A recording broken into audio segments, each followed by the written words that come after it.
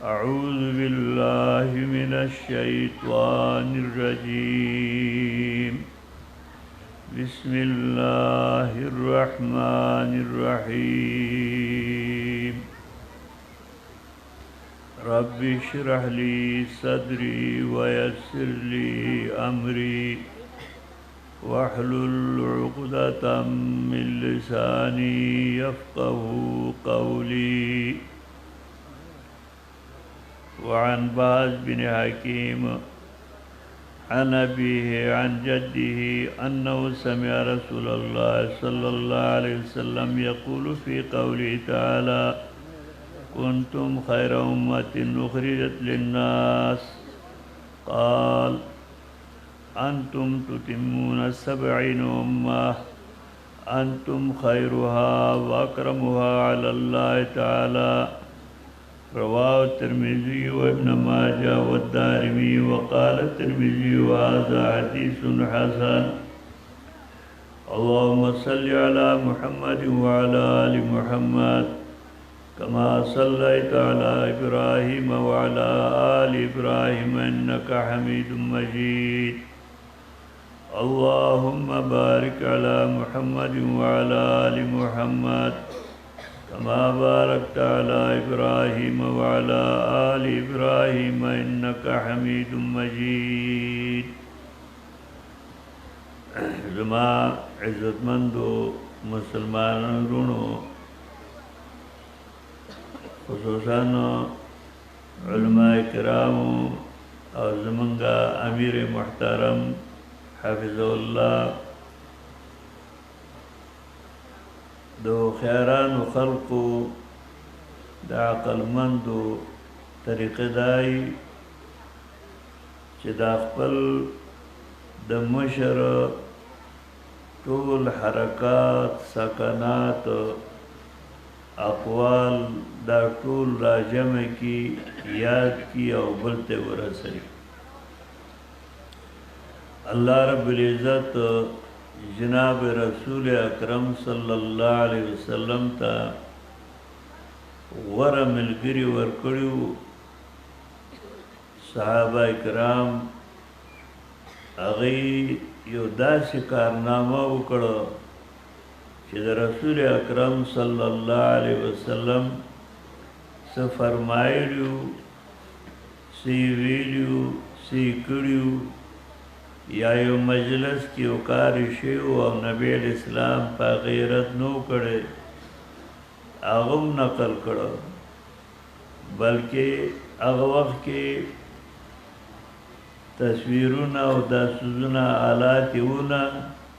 او د رسول اکرم صلی الله علیه وسلم د بدن مبارک څومره حصہ چخکار ده هغه ټول اخکار کړو امت ته راورسو شمائل النبی صلی الله علیه وسلم دا شکار د نور انبیاء علیهم السلام امتیانو نه ده کړی که د عیسی علیه السلام امتیان دي او که د موسی علیه السلام امتیان دي هغوی د خپل د پیغمبر هر کړه وړه نقل نه ده کړی او رسول نه دی تر شمعونو پورې نقل رسېدلی بیا هغه وروسته انقطاع شروع شوې ده رسول اکرم صلی الله علیه وسلم له الله داسې ملګري ورکړي چې د نبي صلی الله علیه وسلم ټول اقوال افعال تقریرات راجمع کړو و تحقیق د حافظ ابن حجر رحمت الله علیه 1,40,000 صحابه یا د حافظ ابن کثیر رحمت الله علیه د تحقیق مطابق 1,14,000 صحابه تاریخ پاڼو کې 11,000 صحابه نمن راغلی دی او نور نمن نه دي نقل شوي په دې 11,000 صحابه کې وزرا 53 وزرا 53 د صحابه د رسول اکرم صلی الله علیه وسلم ټول احادیث مبارکه امت تیرا رسول حدیث دیتے ہوئے لکھی گی کل شیء اضیف الی رسول اللہ صلی اللہ علیہ وسلم ہر هغه شی چې د نبی علیہ الصلوۃ والسلام ته نسبت وشي په اصطلاح د علماء حدیث کې هر هغه شی چې د الله پیغمبر ته نسبت وشي چې نبی علیہ السلام کړی دی نبی علیہ السلام وینا کړی ده نبی علیہ السلام په مجلس کې وکار شوی دی د نبی علیہ السلام بیماری د نبی علیہ السلام ژوند د نبی علیہ السلام د حلیه مبارک هر هغه شی چې نسبت د نبی علیہ السلام ته وشي هغه ته حدیث ویل کېږي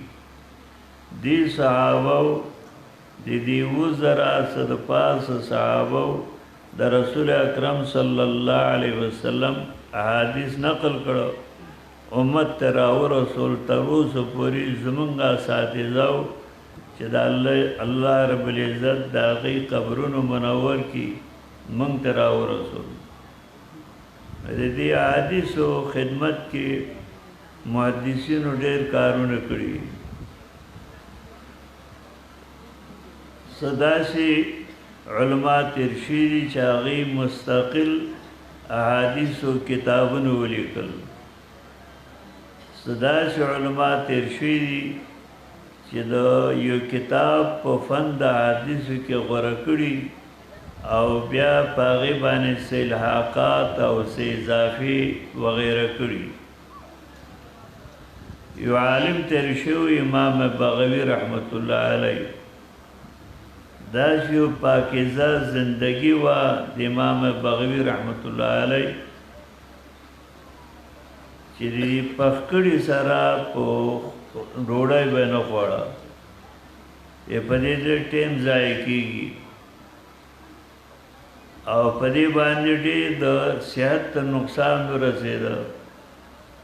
نو بیا وایي که ځکه زیتونو د تیلو سره ډوډۍ به پورې کوم او ډوډۍ به وخورم او دا میده کول او بیا پخول او سړول په دې ټیم ضایع کېږي داسې قدردان خلق تیر شوي دي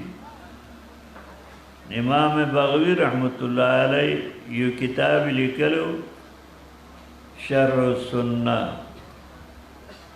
او ډیر احادیث د رسول اکرم صلی الله علیه وسلم ضبط کړیو امام بغوی رحمت الله علیه خوب ولید او خوب کې جناب رسول اکرم صلی الله علیه وسلم ورته فرمای احیاک الله کما احییت سنتی الله جدا تر و تازه لري څنګه چې تا زما احادیث راجمع کړو دا ژوندي کړو ژوندي کول د حدیثو دای چې کتابونه ولیکلی شي او احادیث یو بل ته وویلی شي هغه ډېر خوشحاله شو یو بل کتاب یې ولیکه د هغه کتاب نوم کې خو المصابیح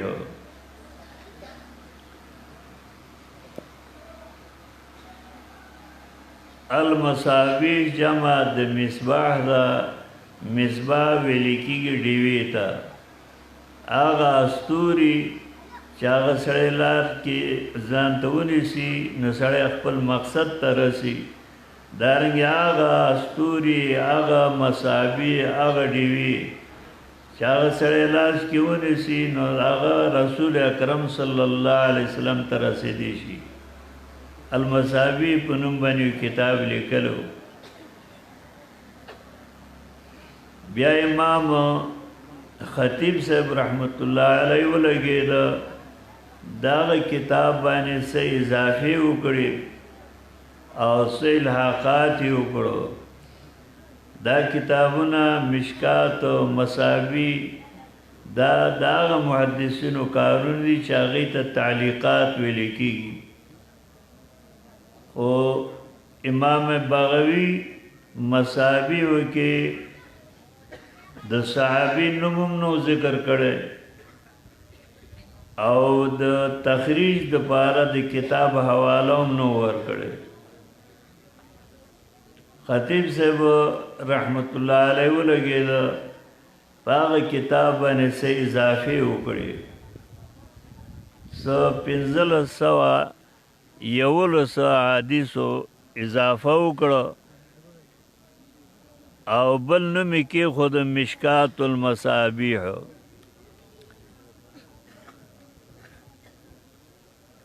مشکات المصابیح مشکات عربی کې د تاقیچی ته وایي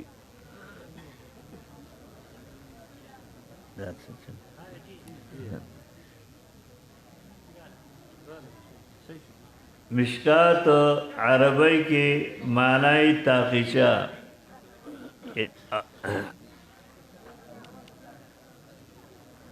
او المصابیح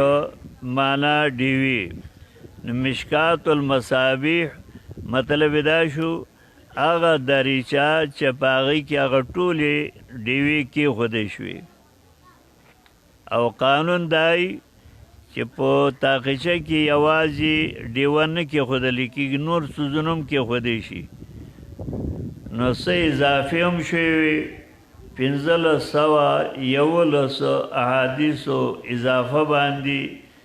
دا کتاب کې خود هغه ټول احادیث د رسول اکرم صلی الله علیه وسلم جمع کړه نوم کې خود مشکات المصابیح الحمدلله په دې ځای کې په دې مدرسه کې د مشکات المصابیح شروع شو او داغه د ختم آخری حدیث ده دی باز بن حکیم عن ابي عن جده روایت راضی د خپل د پلار نه او پلار روایت کوي د خپل د نیکنه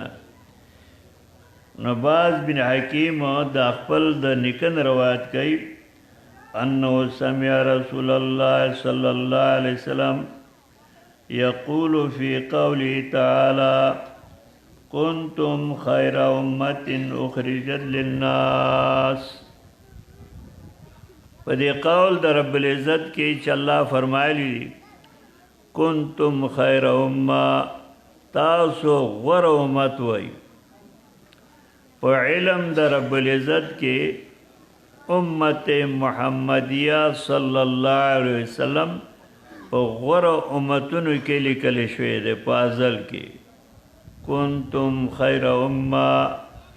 وای تاسو غوره امت یا مطلب دا مولا علی قاری رحمت الله علیه فرمای هر امت کې د دې امت مذاکره او تذکرہ کېده کنتم خیر امه هر امت والو امت محمدیه صلی الله علیه وسلم داغه تذکرہ کول په خیر سره یو غوره پیغمبر او یو غوره امت را روانه ده کنتم خیر امه اخرجت للناس تاسو استلیشی د پار د خلقو د دې آیت متعلق رسول اکرم صلی الله علیه وسلم فرمایلو انتم تتمون 70 امه تاسو متممین یی مکملین یی د ډیرو زیات امتونو 70 اویا تو لیکي خوشا ولی الله رحمت الله علیه فرمای عدد مقصد نه دی اشاره تکثیر تدا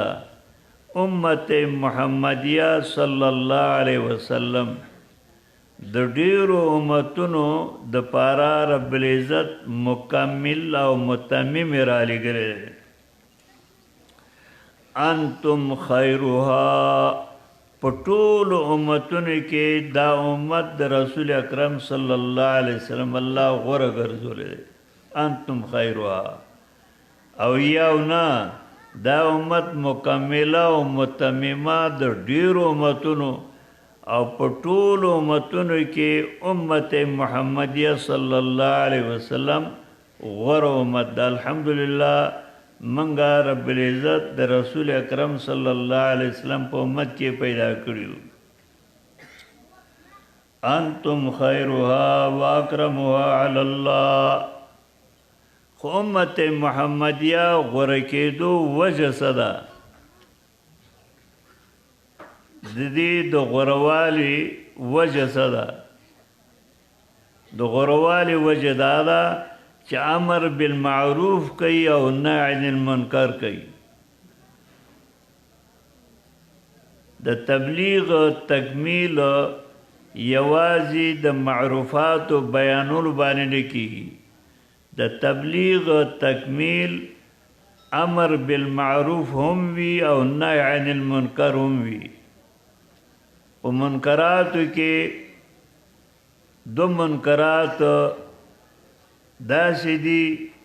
چې هغه بالکل مرتکب د هغه منکر همیشه دپاره الله جهنم کې پاتې کوي او هغه د جنت اړوخی نه. یو په هغه منکراتو کې تشبیه د مخلوق الله سره، د مخلوق صفتونه الله له ورکول،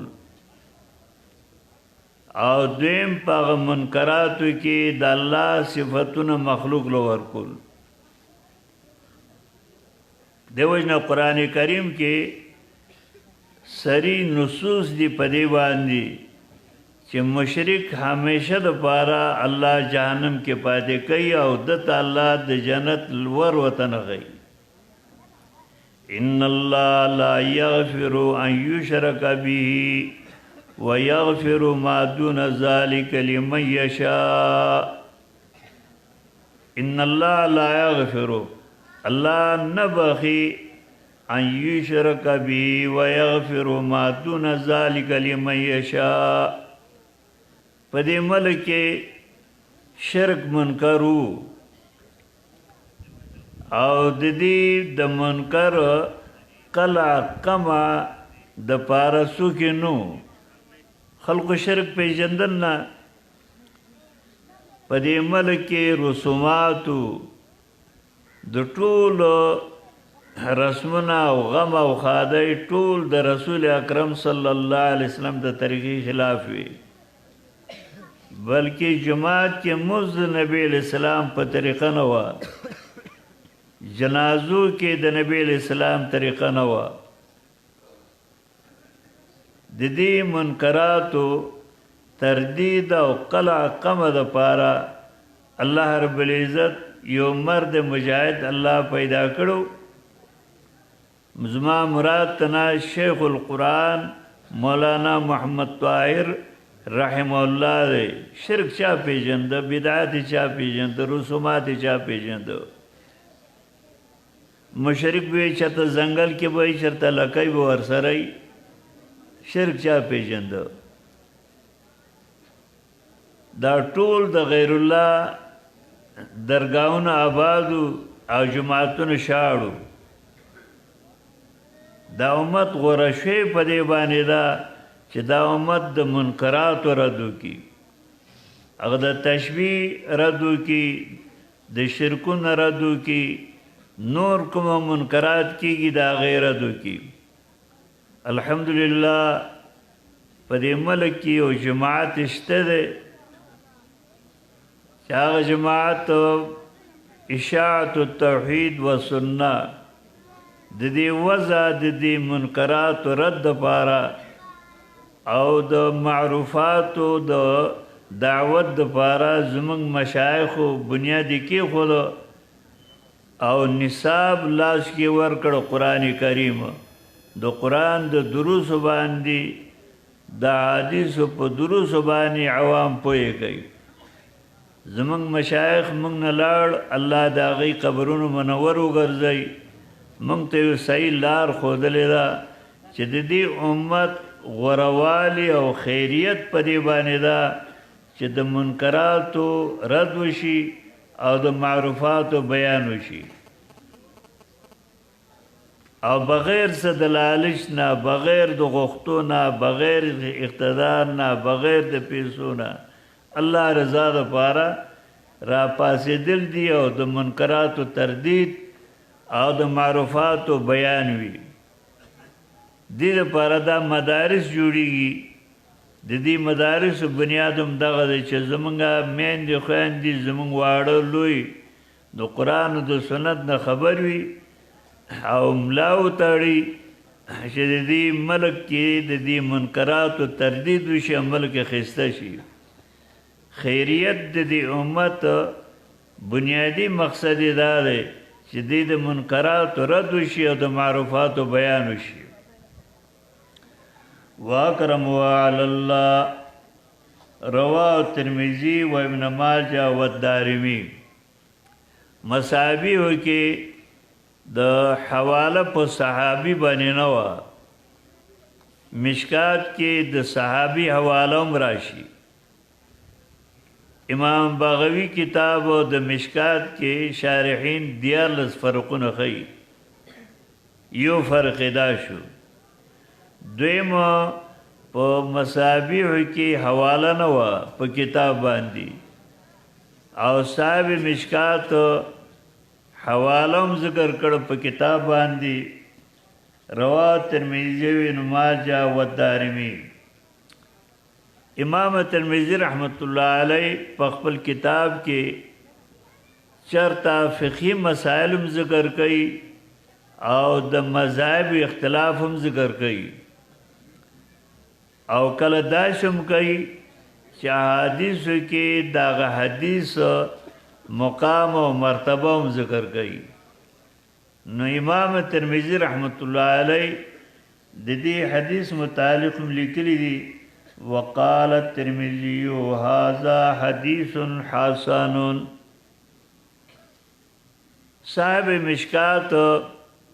د خپل د کتاب خاتمه چې وکړو نو یو په دې حدیث سره انتم خیرها واکرمها علی الله دا یو خسته تفاول دی چې د مشکات شریف ختم ته څومره کوم ملګرو مشکات ویلې دی یا د ختم د مشکات کې حاضر شوي دي. رب العزت په غوره امت کې چې کومه تفویض د کار شوی الله د هغې نه ښایسته کار واخلي. او دویم آخر کې د امام ترمذی رحمت الله علیه مرتبه د حدیث خود حسنون دا یو ښایسته تفاول دی چې ختم د مشکات کې څومره ملګري حاضر شوي دي د هغې خاتمه الله حسن کې. الله دوی کې زمونږ خاتمه الله حسن وګرځوي. امیر صاحب حفظ الله موجود دی، انا تفصیل بیان هغې کې